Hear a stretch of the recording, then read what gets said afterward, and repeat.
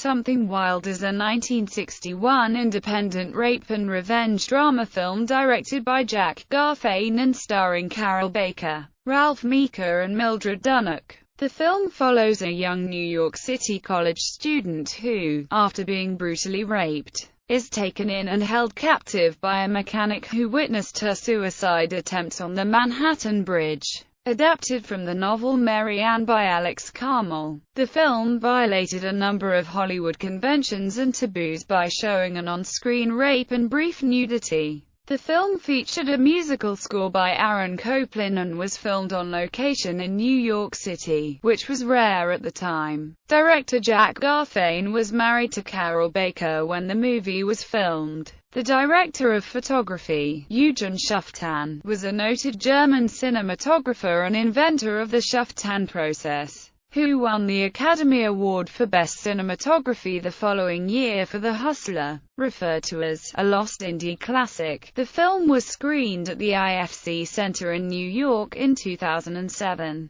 and was released on DVD by MGM through their limited edition series in December 2011 in celebration of the film's 50th anniversary. Plot: Mary Ann Robinson, a teenage girl attending college in New York City, is brutally raped while walking in a park. Traumatized by the experience, Mary Ann washes away all the evidence and destroys her clothing. She hides the rape from her mother and stepfather, with whom she has a distant relationship.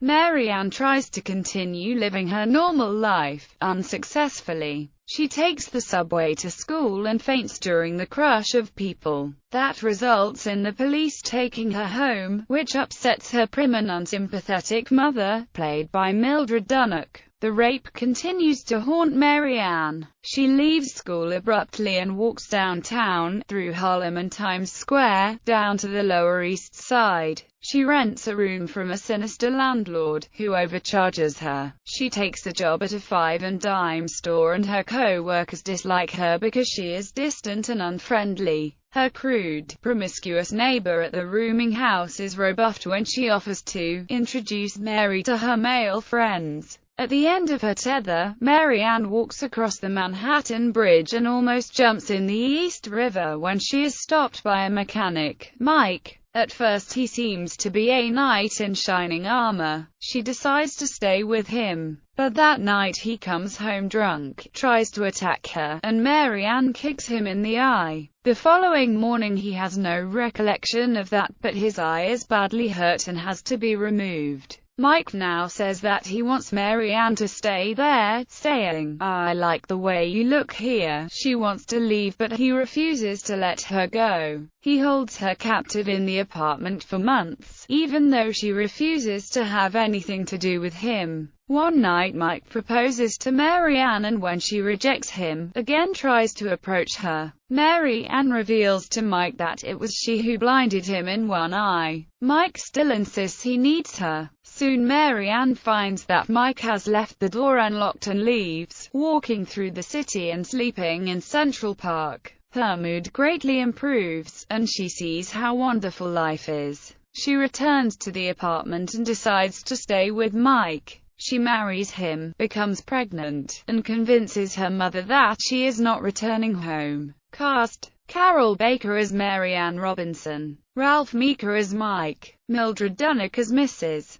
Gates, John Stapleton as Shirley Johnson, Doris Roberts as Mary Ann's co-worker, Clifton James as Detective Bogart, George L. Smith as store manager. Production. The score for the 1961 film was by the distinguished American composer Aaron Copland, who in 1964 reused some of its themes in his symphonic work, Music for a Great City. The original film score, taken from private session recordings preserved by the director, was released on CD in 2003. Originally, Morton Feldman was commissioned to compose the score for the film, but where the director heard the music, he promptly withdrew his commission, opting to enlist Aaron Copland instead. The reaction of the baffled director was said to be, "My wife is being raped and you write Celesta music." The opening title sequence was an early live-action title sequence created by Saul Bass.